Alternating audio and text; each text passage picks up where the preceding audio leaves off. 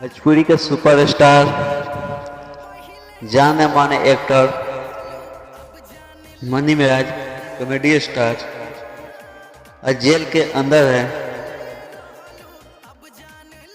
आखिर कब तक आएंगे मनी मिराज जेल से बाहर, क्योंकि उनको फैंस को बेसब्री से इंतजार है।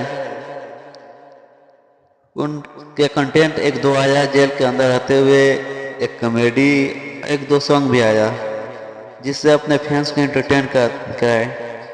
फिर भी उनको फैंस को बेसब्री से इंतजार है कि आखिर कब तक आएंगे मनी मिराज जेल से बाहर, कब उनका बेल होगा।